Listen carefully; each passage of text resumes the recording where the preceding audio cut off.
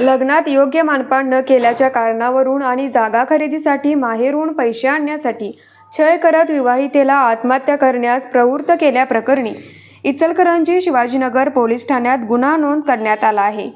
निकिता सत्यम केसरवाणी असे आत्महत्या केलेल्या विवाहितेचे नाव असून पती सत्यम केसरवाणी, सासू विमल केसरवाणी, सासरा मुनीमचंद्र केसरवाणी आणि नणंद सोनू केसरवाणी सर्व राहणार सुर्वेनगर इचलकरंजी यांच्यावर गुन्हा दाखल करण्यात आला आहे।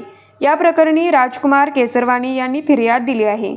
पोलिसांनी सत्यम व मुनीमचंद्र केसरवाणी या दोघांना अटक केली आहे।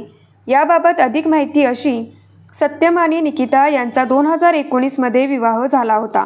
विवाहाच्या काही दिवसानंतर लग्नात योग्य मानपान केला नाही या कारणावरून तिचा शारीरिक व मानसिक छळ करण्यात येत होता। तसेच जागा खरेदीसाठी माहेरहून पैसे आणण्यासाठी तिच्याकडे सतत तगादा लावला जात होता। या सर्व छळाला कंटाळून निकिता हिने बुधवारी पहाटे बेडरूममध्ये पंख्याला ओढणीने गळफास घेऊन आत्महत्या केली। निकिता हिला आत्महत्या करण्यास प्रवृत्त केल्याप्रकरणी निकिताच्या आईने चौघांच्या विरोधात शिवाजीनगर पोलीस ठाण्यात तक्रार दाखल केली आहे। न्यूज मराठी 24 साठी विनोद शिंगे, कुंभोज।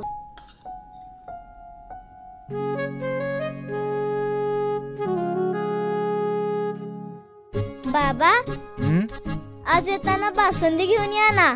अगं, कालच आपण आईचा वाढदिवस होता म्हणून आणली होती ना। ऐकलं, गोकुळची बासुंदी पुन्हा खावीशी वाटतेय। खरं सांगू, मलाही खावीशी वाटतेय।